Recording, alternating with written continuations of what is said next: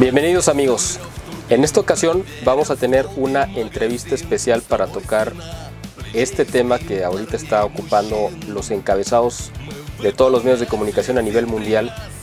y que mucha gente desgraciadamente está manoseando este tema sin tener el conocimiento ni la experiencia para hablar de él.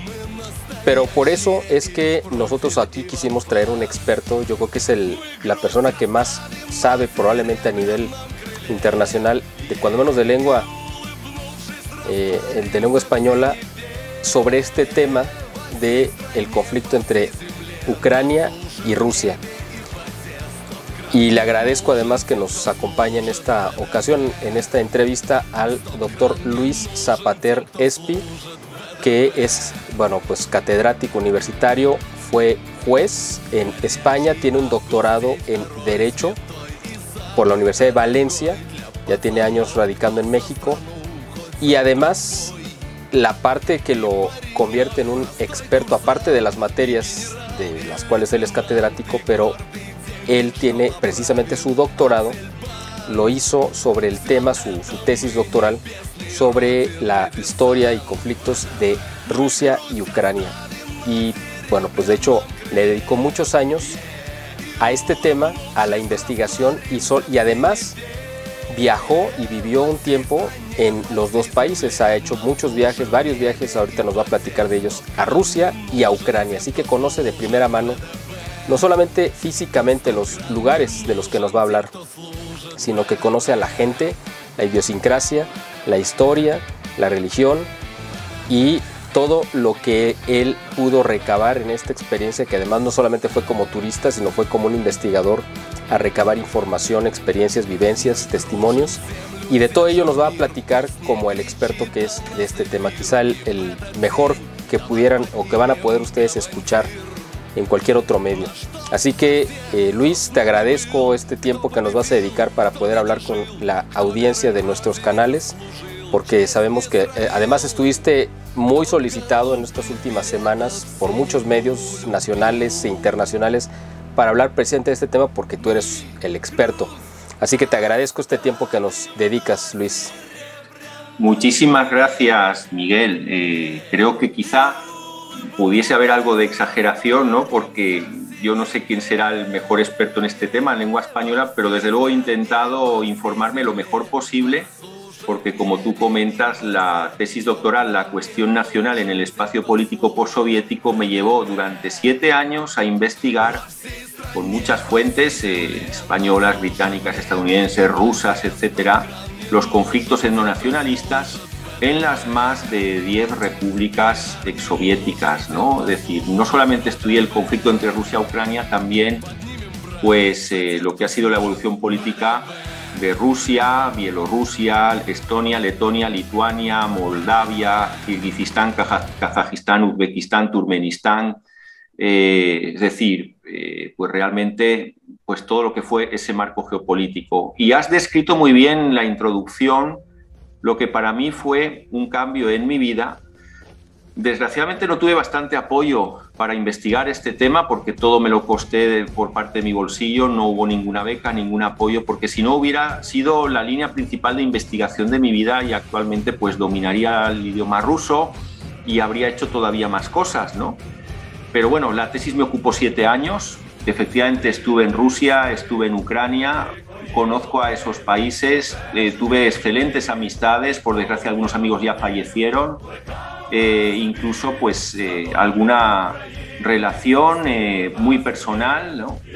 Con lo cual pues conozco bastante bien la forma de ser de estos dos países. Y una cosa importante para mí fue,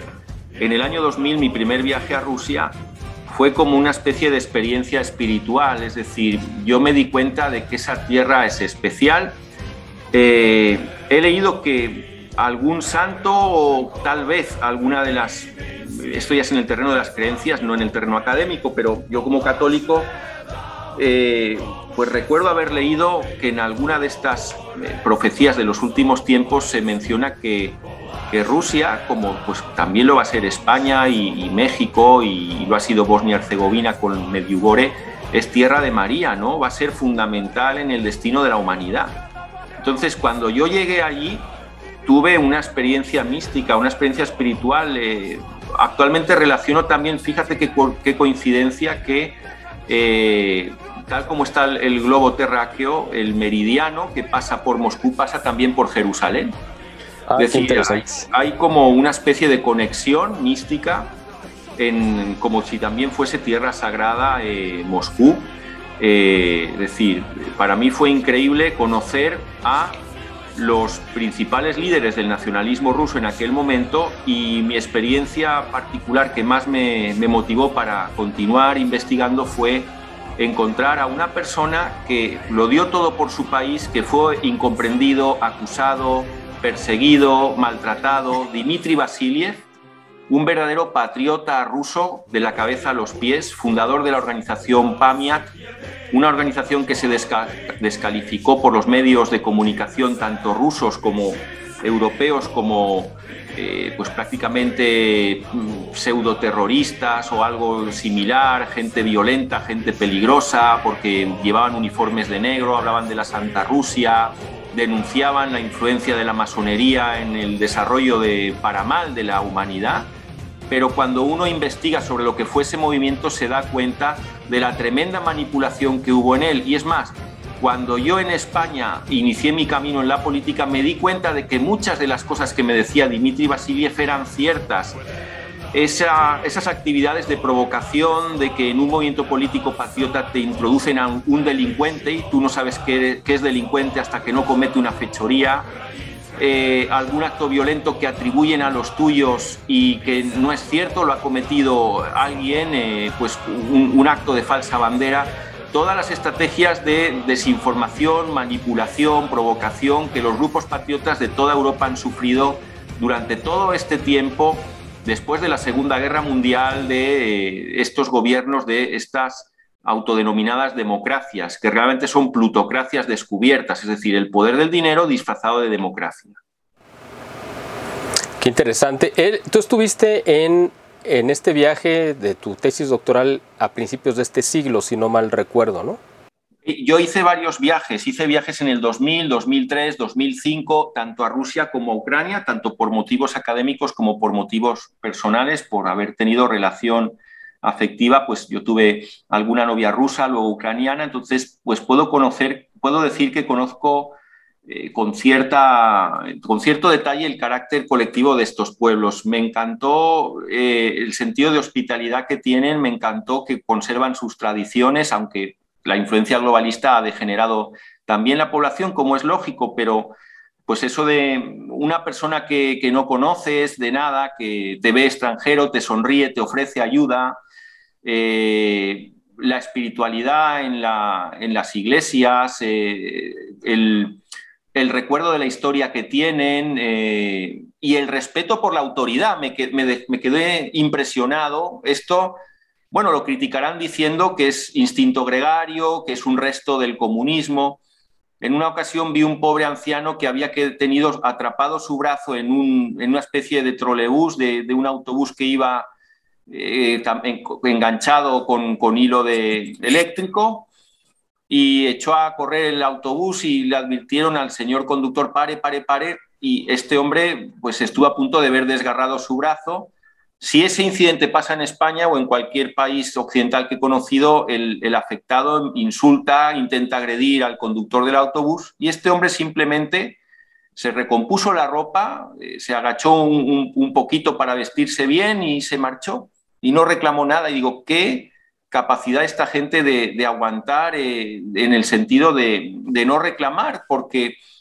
una de las cosas que el nacionalismo ruso denuncia frente a Occidente es que Occidente ha degenerado en el individualismo, en el egoísmo. Eso se ve claramente en la filosofía. Yo enseño teoría política moderna y a mis alumnos yo les digo que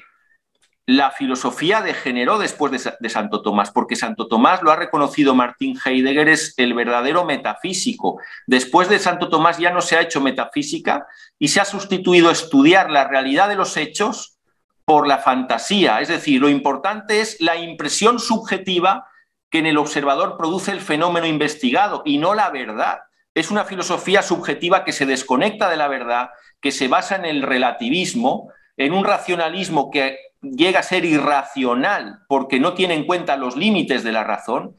Y esto es algo que retrató por vez primera brillantemente lo que luego serían considerados los profetas rusos del nacionalismo, del primer nacionalismo ruso. Pero además yo creo que Santo Tomás llevó la filosofía a su máximo, ya no puede subir más la filosofía, creo yo, por ejemplo, en el caso de Platón, o Sócrates y Platón lo llevaron a su máximo nivel en cuanto se podía, porque todavía no tenía la revelación, y en el plano incluso de lo espiritual lo llevaron a lo máximo que podía llegar. Aristóteles la desarrolla en el plano de lo natural y todo lo que tiene que ver con la respuesta de la naturaleza. Y Santo Tomás toma ambas corrientes, la parte más espiritual y la parte más material de ambas escuelas de pensamiento filosófico griego, y eleva la filosofía hasta llegar a tocar la teología. Yo estoy convencido que la diferencia, bueno, entre otras muchas, digamos, entre la filosofía y la teología es que la filosofía es la ciencia que plantea las preguntas y la teología es la que tiene las respuestas. Entonces, Santo Tomás me parece que llevó a la filosofía a su máximo porque la insertó o la hizo tocar el plano teológico, y ya de ahí ya no se puede subir más, ya ascender más en la filosofía ya es entrar en la esfera teológica, que es lo que hizo Santo Tomás, ese puente, y por eso yo creo que es el más grande filósofo de la historia y probablemente el más grande teólogo también. Así es, efectivamente, nunca llegó tan lejos la filosofía en su parte fundamental, que es el estudio del ser, que es la metafísica, efectivamente. Y hablando de metafísica, es interesante que nos demos cuenta que uno de estos autores, padres de la filosofía política que dio lugar al nacionalismo ruso, decía que lo importante de una nación no es lo que piensa ella de sí misma, sino lo que piensa de ella Dios en la eternidad. Esto supone una visión trascendente completamente opuesta a la mentalidad occidental, pragmática, ultrarracionalista y sobre todo relativista, porque el gran problema del mundo occidental es el relativismo. Las cosas no van en igual y todo depende de la óptica de la que la ve el interesado. Por eso, no es de extrañar que ante el problema geopolítico que tenemos hoy, hay muchos observadores internacionales que no tienen en cuenta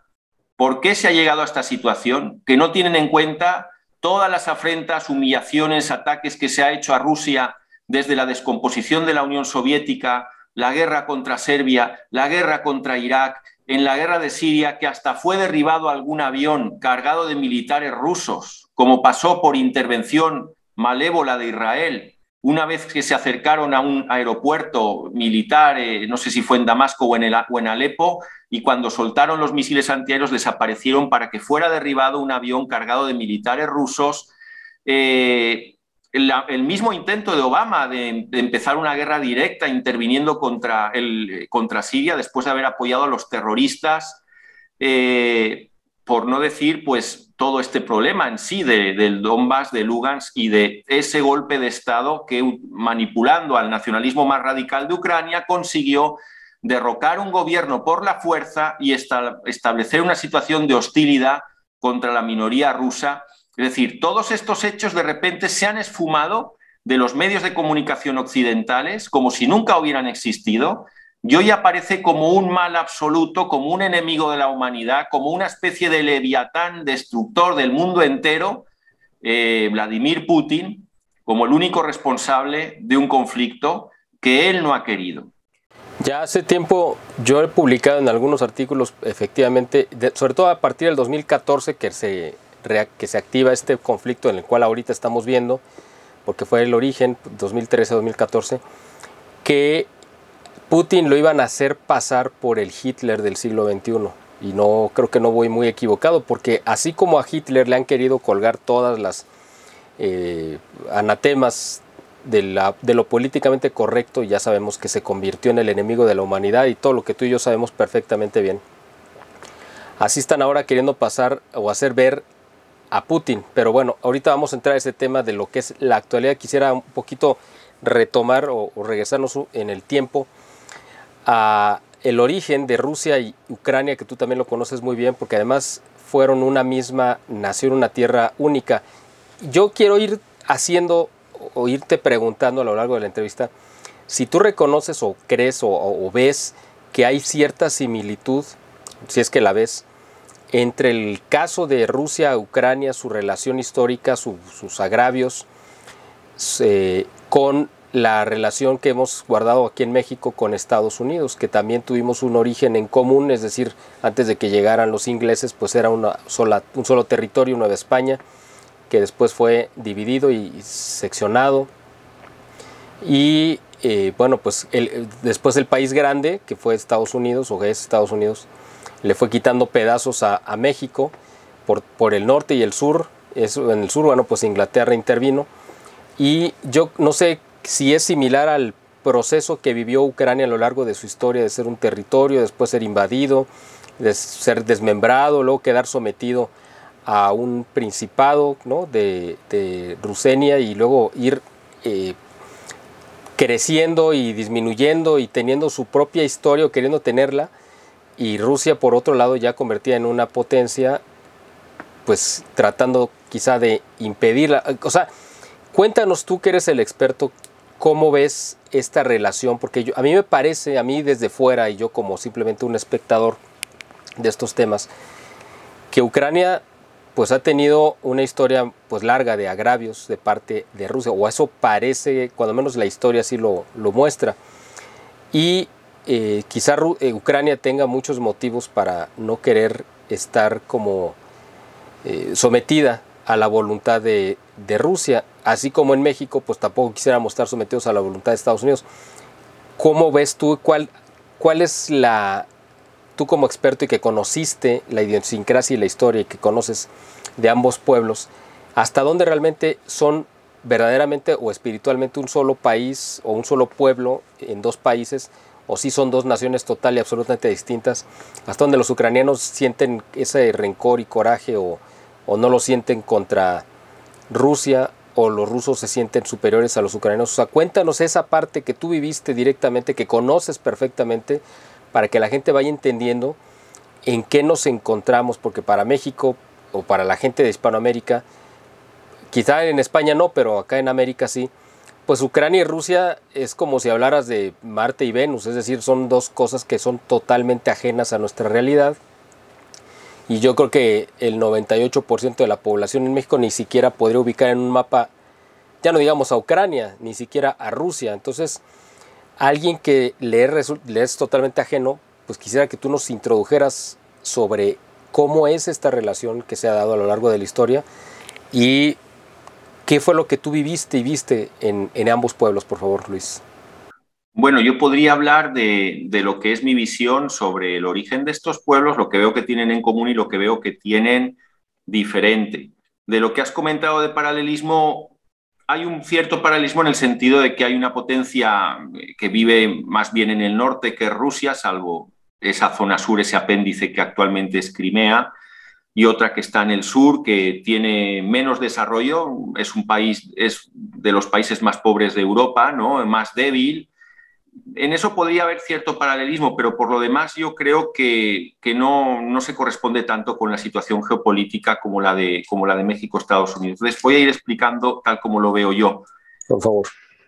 Hay dos tesis sobre el origen de este problema.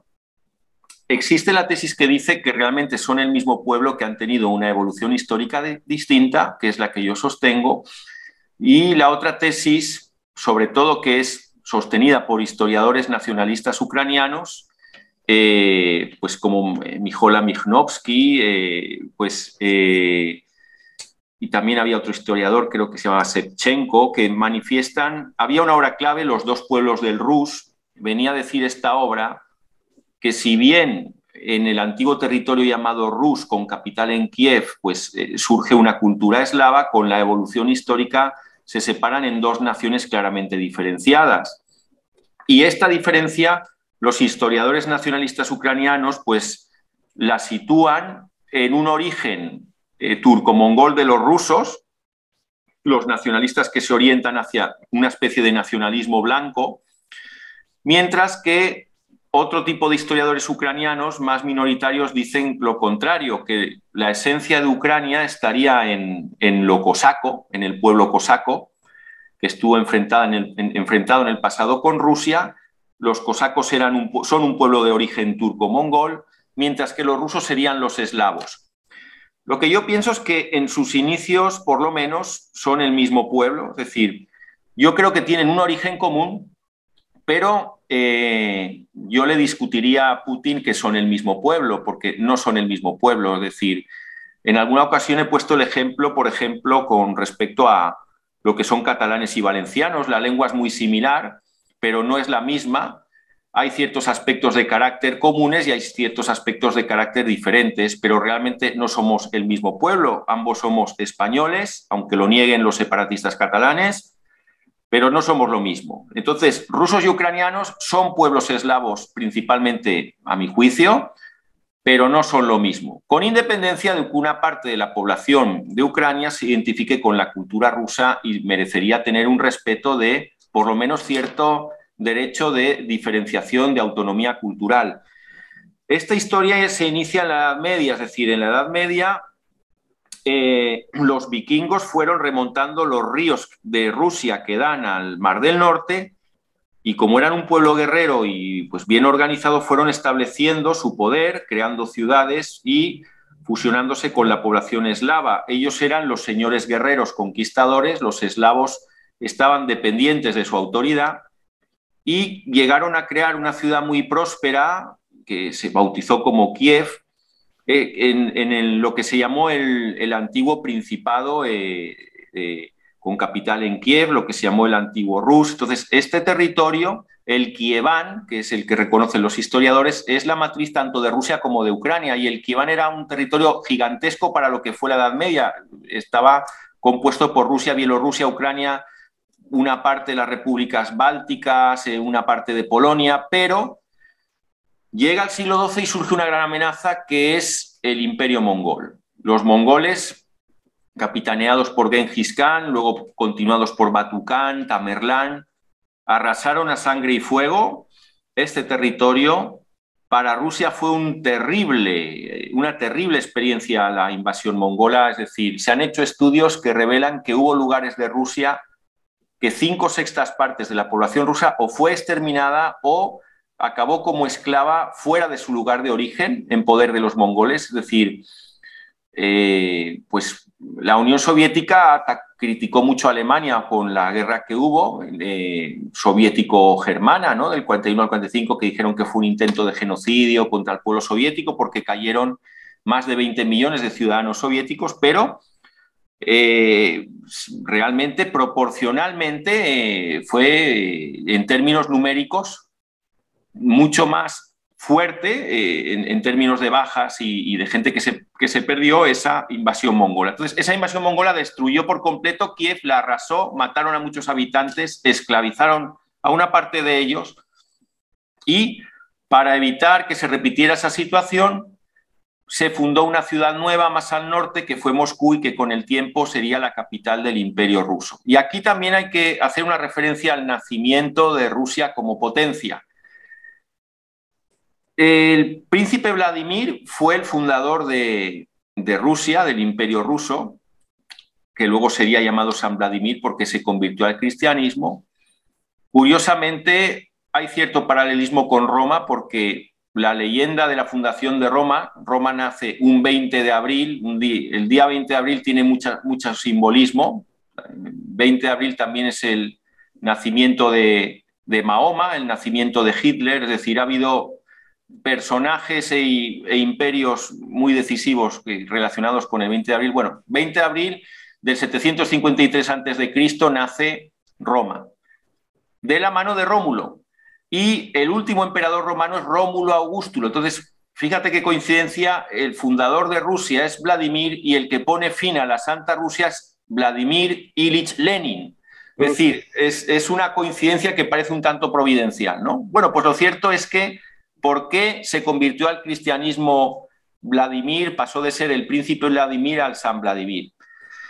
A la corte rusa llegaron misioneros maometanos, llegaron rabinos judíos, llegaron también sacerdotes cristianos explicando lo que era su religión, y dentro del cristianismo llegaron pues sacerdotes romanos y otros de Grecia, porque ya había existido la separación entre la Iglesia oriental y la occidental, y Vladimir quedó fascinado por el ritual de la Santa Misa realizado por los orientales, y desde ese momento adopta el cristianismo, pero en su variante ortodoxa. Y es interesante porque a partir de ese momento el destino de Rusia está ligado a Constantinopla, está ligado a Bizancio, y Bizancio fue la continuadora legítima del Imperio Romano, con lo cual, cuando cayó Bizancio en 1453, después de su heroica resistencia frente a los turcos, el zar declaró que Rusia sería la heredera espiritual de Bizancio. Y aquí hay otro dato interesante. Rusia, como España, estuvo desgastándose durante siglos luchando contra la amenaza, primero de los pueblos paganos salvajes como los mongoles o los tártaros, y después la amenaza de los pueblos musulmanes más violentos. Los mismos mongoles se islamizaron en la época de Tamerlán, pero es que posteriormente tenemos a los turcos. En el mismo tiempo, España hizo frente a las invasiones islámicas y luego hizo frente al turco y derrotó decisivamente la flota turca en Lepanto en 1571. Es decir, hay cierto paralelismo entre la historia de España y la historia de Rusia. Por lo que respecta a Ucrania, Ucrania no ha tenido el sentido imperial que ha tenido Rusia. Ucrania tiene un nombre, Ucraina, que viene a significar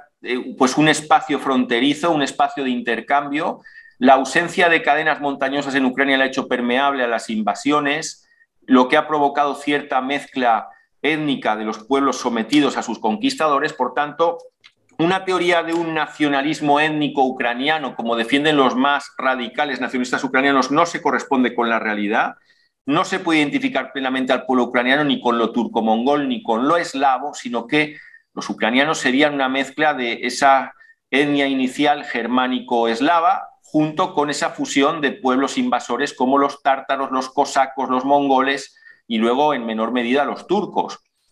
Por tanto, hay ciertos puntos en los que veo más acertada la historia que contradice la versión oficial de los historiadores ucranianos, pero ellos sitúan el origen de su país relacionándolo con lo que fue el reino cosaco que floreció en Sig, es decir, en la actual Zaporozhia de Ucrania, y en el río Dnieper hay un enclave, una especie de islita, donde los cosacos tuvieron su principal fortaleza. Desde allí salían en expediciones de saqueo contra los rusos y contra otros pueblos, contra los lituanos, contra los polacos. Y el primer enfrentamiento que tuvieron importante con Rusia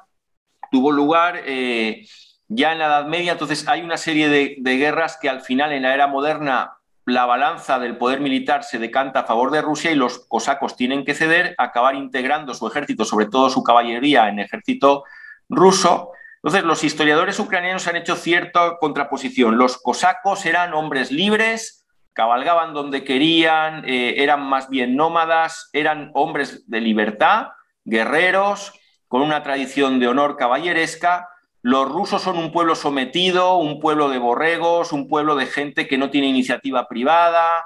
Bueno, ¿eso es lo que dicen los historiadores ucranianos? No todos los historiadores, sino los que son los nacionalistas, que se con un nacionalismo ucraniano bastante radical, ¿no? Entonces, aquí habría que decir que es cierto que los cosacos tuvieron enfrentamiento con Rusia, entre otras cosas porque saqueaban poblados rusos, como hacían los tártaros que estaban emparentados étnicamente con ellos. También tuvieron guerras con los tártaros, es decir, los cosacos tenían su propia agenda política entonces, pero no es cierto que el principal enemigo de los cosacos fueran los rusos, porque el principal enemigo de los cosacos fue sobre todo el reino de Polonia. Es decir, pues realmente las principales batallas que tuvieron fueron contra los polacos. Poco a poco fueron limando asperezas con los rusos y llegando a integrarse en el ejército ruso, buena parte de ellos, y en ese momento se enfrentaron a los polacos, de los que fueron enemigos casi siempre. Es decir, hay una canción bellísima de guerra, cuando estábamos en guerras, la canción que cantan actualmente los cosacos dentro del ejército ruso, que es una canción militar rusa, pues esa canción está diciendo, es la canción de un guerrero cosaco que retorna a su tierra, que no ha visto a su esposa, que va a morir porque ha recibido, dice, balazos de los polacos que les atacaron duro y las heridas duelen, duelen, es lo que canta la canción.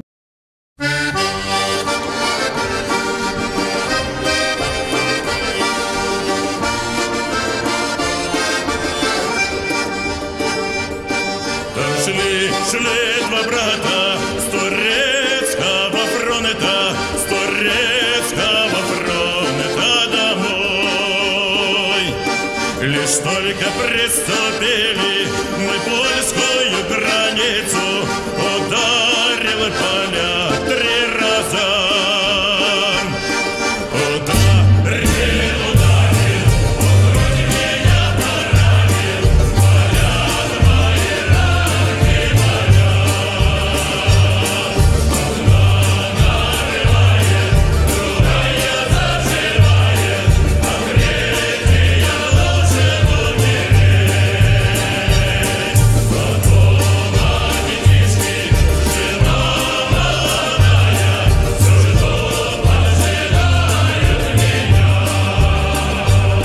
Сестрица родная,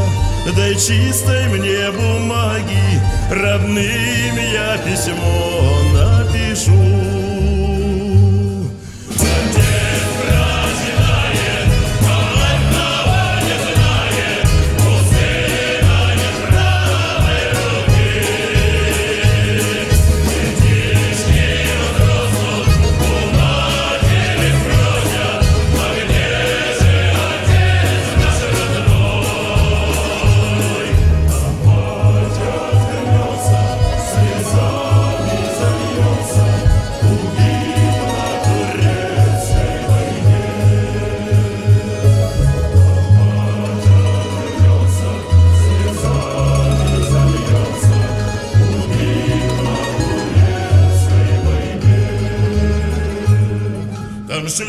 Шли два брата.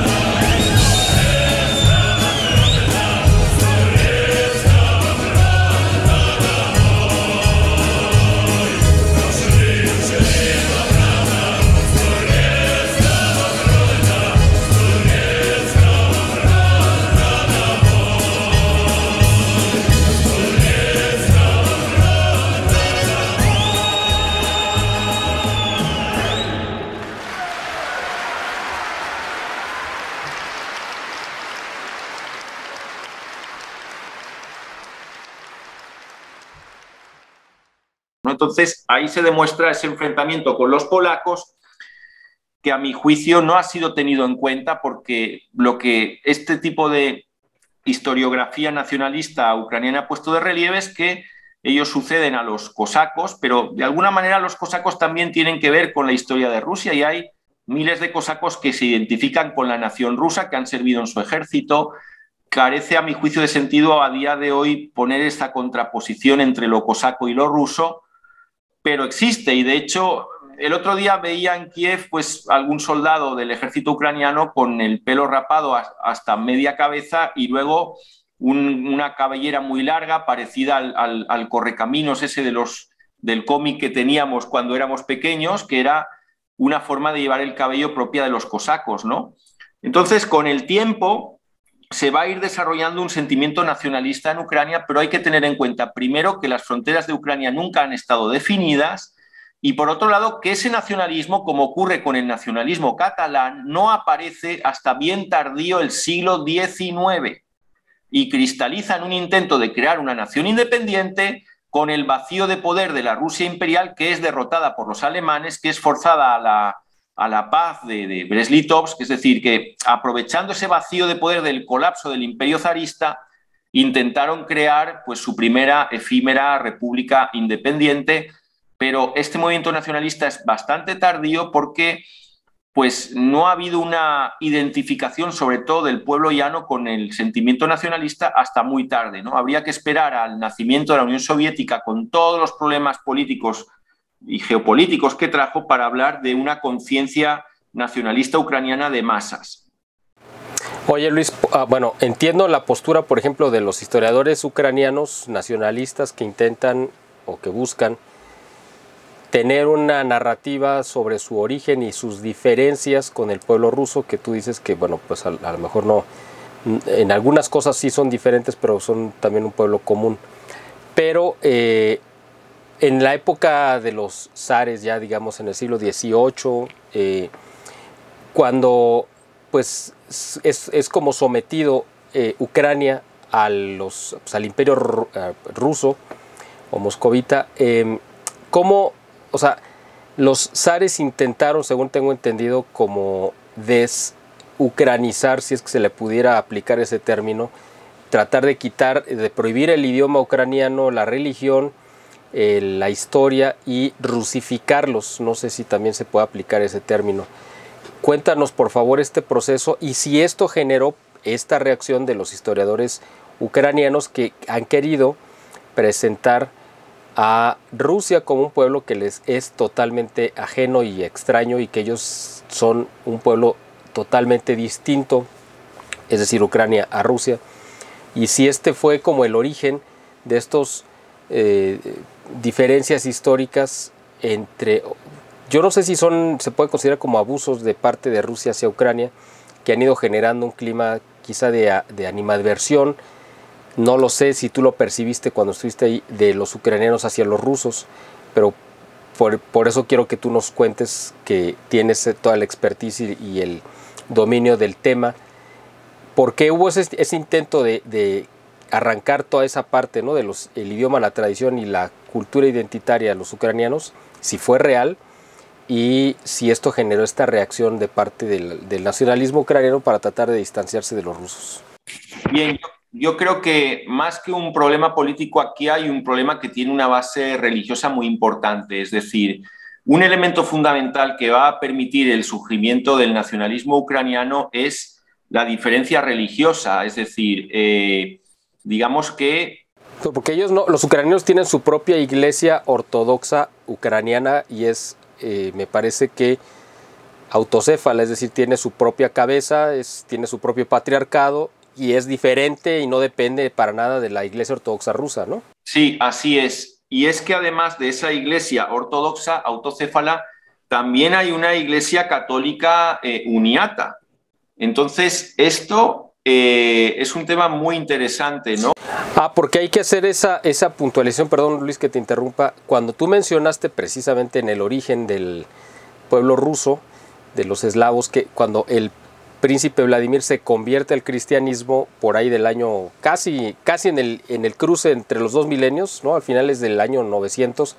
de nuestra era, 990 y algo, me parece que fue cuando se convierte a una iglesia ortodoxa que todavía era una única iglesia junto con la iglesia romana, es decir, no había sucedido el cisma de Oriente y Occidente, todavía era la misma iglesia. A los poquitos años, me parece que ya le tocó a su hijo enfrentar ya ese cisma, y no sé si, creo que era el príncipe Vladimir II, tú sabrás bien el nombre, es al que le toca enfrentar ese cruce, ese rompimiento entre la iglesia ortodoxa de Oriente, que ahora sí rompe con la de Occidente, con la Roma, con la iglesia romana, con la iglesia católica que tiene su cabeza en Roma, y ahí es donde se divide. Y entonces de ahí me imagino que surge esto que estás mencionando ahorita, que hay una corriente todavía de la iglesia católica ortodoxa, es decir, oriental, que se mantiene todavía y que no fue parte quizá de ese cisma. A ver, eso es un punto interesante. No, quiero saber si estoy en lo correcto o tú puedes hacernos alguna corrección o precisión, por favor. Bueno, yo pienso que hay que tener en cuenta el surgimiento de la iglesia uniata a partir de lo que es, fíjate, la relación entre política y religión, ¿no? Es decir, en 1596 el control religioso de Ucrania occidental lo tuvo la iglesia uniata. Bueno, para empezar hay que hablar que no hay una única Ucrania, como muy bien has dicho, hay una Ucrania que sigue la religión ortodoxa del patriarcado de Moscú, que está formada por ucranianos que se sienten rusos o los rusos que viven allí. Por otro lado hay unos ucranianos que son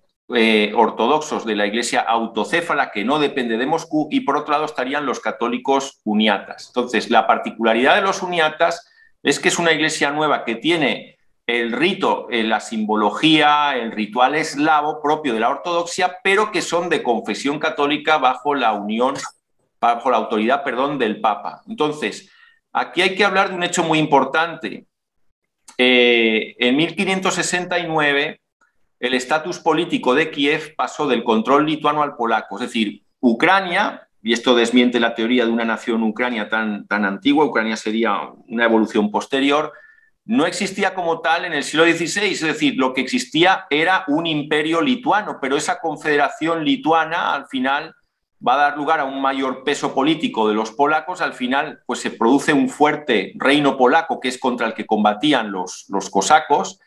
y en la Unión de Brest de 1596 se dio el control religioso de la Ucrania occidental a la Iglesia uniata. La Iglesia uniata fue una creación de una iglesia nueva, de rito eslavo, pero de confesión católica bajo la autoridad papal. La Unión de Brest fue el resultado de un fenómeno religioso que tuvo una gran trascendencia en cuanto a la configuración de la cultura nacional ucraniana, la contrarreforma. Como católico, sabes que en el siglo XVI, frente a la reforma protestante, se hizo una contrarreforma para depurar a la Iglesia, y en esa contrarreforma los jesuitas tuvieron un gran protagonismo para reconvertir a los católicos que estaban extraviados. Entonces, fíjate qué importante, en el siglo XVI llegaron misioneros católicos polacos, también algún español, a Ucrania para evangelizar, y esos esfuerzos de los jesuitas culminaron en 1596 en esta Unión de Brest, cuando varios antiguos obispos ortodoxos decidieron obedecer al Papa a cambio de que la liturgia ortodoxa fuera mantenida. La ofensiva católica provocó la reacción de la ortodoxia, conducida por el príncipe Konstantín Ostrovsky y el metropolitano de Kiev, Pedro Mogila, y entonces la contestación de los ortodoxos fue fundar hermandades que se extendieron a lo largo del país. Es decir, en ese momento hay un conflicto religioso que tiene cierta relación con la política y que a la larga va a permitir el surgimiento de la conciencia nacional ucraniana, porque los ucranianos nacionalistas o bien se identifican con una ortodoxia independiente de Moscú o bien se identifican con el catolicismo del Papa, y se han identificado durante toda la vida, desde el siglo XVI, fines del XVI, hasta esta época en la que el desgraciado pontificado de Francisco les ha llevado al enfrentamiento. Entonces, fíjate lo compleja que es esta historia, la de elementos que están saliendo, y me da un poquito de reparo a ver si la gente se va al final un poquito a confundir al arrojar tantos datos, pero lo que quiero dar a entender es que Ucrania depende de esa confederación lituano-polaca, luego poco a poco va perdiendo poder Lituania, al final Polonia es un reino muy próspero y muy fuerte, del que también depende parte de Ucrania, además de Rusia, pero te voy a dar la razón en una cosa. Sí que es cierto, como comentas, que por parte de Rusia, en cuanto ya ha derrotado a los mongoles y se va haciendo cada vez más fuerte luchando contra los turcos, hay una voluntad, hay una expansión imperial, y se podría decir que en el siglo XVIII hay un proceso de rusificación de estas tierras que en muchos lugares están pobladas por católicos, pero bueno, mientras tanto habría que hablar de lo que ocurrió con los ortodoxos, que vieron con recelo la aparición de esta iglesia uniata. Es decir, los ortodoxos que vivían en Ucrania y vieron que aparecía una nueva iglesia, o se adhirieron al patriarcado de Moscú, entendiendo que el verdadero cristianismo era la iglesia ortodoxa rusa, o bien aceptaron formar parte de la iglesia uniata porque les permitía conservar el rito de San Vladimir y abrirse al catolicismo a partir de todos esos bautismos, de esas conversiones que hubo por esa ofensiva jesuita que se dio en Ucrania durante ese tiempo. La adhesión de la Iglesia uniata era la solución menos mala para mucha gente que prefirió retener las tradiciones ortodoxas dentro de una nueva Iglesia católica antes que perder todas sus tradiciones. Además, la Unión de Brest les ofreció igualdad de estatus con la nobleza y con el clero católico. Sin embargo, pues a partir del siglo XVII, cada vez el Estado polaco fue perdiendo influencia. ¿Por qué? Porque Rusia, como nuevo imperio emergente, fue haciendo retroceder las tierras de Polonia y pues en este momento cada vez más tiene una presión sobre los territorios ucranianos Rusia y bueno, hasta la situación del fines del siglo XVIII cuando el antiguo estatus político de Ucrania llegó a su fin, es decir, a partir de fines del siglo XVIII esa especie de autonomía política religiosa que existe en algunos territorios de Ucrania se pierde porque es integrada por los zares el territorio ucraniano actual en Rusia y esto culturalmente pues supuso que forma una provincia rusa, este territorio ucraniano durante varias generaciones, imponiendo, como muy bien has dicho, una élite política, la lengua y la cultura rusas. Entonces aquí ya hay un inicio de sentimiento de agravio porque pues ese sentimiento diferencial de todo este pueblo que se ha ido conformando en esta tierra de frontera, con cierta libertad que le han traído los cosacos, con ese sentimiento católico de la Evolución Uniata, pues se ve obligado a recibir unas leyes rusas, a ser culturizado por parte de Rusia, y pues lo que han denunciado los historiadores nacionalistas ucranianos, que en eso tienen parte de razón, es que la Ucrania del siglo XVIII perdió su élite, su dirección política, se convirtió en un país de ignorantes y empobrecidos campesinos resentidos contra sus señores rusos y polacos y contra los mercaderes judíos. Políticamente Ucrania perdió su capacidad de autogobierno que había tenido en el siglo XVII y fue transformada en la trastienda de Rusia. En una especie como de colonia, así lo veía Rusia a Ucrania, y Ucrania se consideraba eso. Sí, es decir, en ese momento se produce un proceso de rusificación bastante fuerte, ¿no? Es decir, esto ya sería Es decir, vamos a intentar poner las cosas en su justo lugar. Ni se puede decir que el ancestro principal del ucraniano actual es el cosaco, como diciendo que ellos ya defendían la independencia de Ucrania, porque los cosacos no tenían conciencia de nación ucraniana, pero tampoco se puede decir que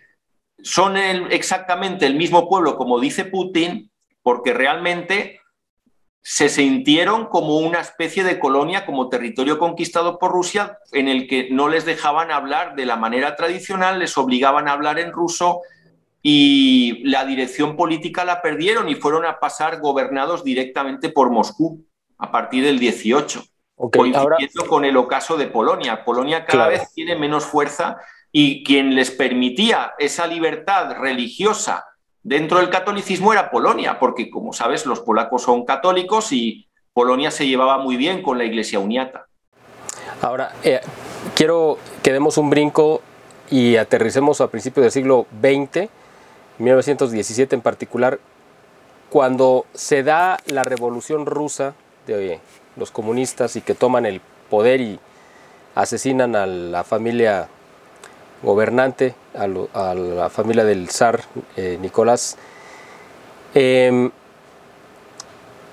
Para Ucrania, ¿qué tan ajeno se sentía a esa agitación y a esa invasión o esa toma de poder de los comunistas, que ellos eran un pueblo, o sea, Ucrania totalmente religioso, ya sea ortodoxo, como dices, o católico? ¿Qué tan ajeno se sentían a que esa revolución fuera a llegar hacia su pueblo y los fuera a someter como habían sometido a Rusia? Bien, aquí hay que hablar, como tantas veces, no hay un pueblo ucraniano unido. Una parte del pueblo ucraniano mantiene su catolicismo, existe una élite ya nacionalista en Ucrania en esa época que se ha ido configurando con doctrinas nacionalistas en el siglo XIX. La inmensa mayoría del pueblo no tiene la cultura ni la formación, ni se identifican con el nacionalismo, aunque se ven de alguna manera distintos de lo que son los rusos. Y luego también hay que tener en cuenta que Ucrania fue permeable a la influencia rusa del XIX, es decir, pues, pertenecía a los zares. Ese proceso de surgimiento de un movimiento nihilista, profundamente anticristiano, que tuvo manifestaciones terroristas y relacionado con el anarquismo, también surgió en Ucrania, aunque en menor sentido que en Rusia. Entonces, ¿qué es lo que pasa a partir de la revolución del 17? Pues que en Ucrania, desde febrero del 17, surgieron movimientos nacionalistas y socialrevolucionarios, como también pasaba en Rusia,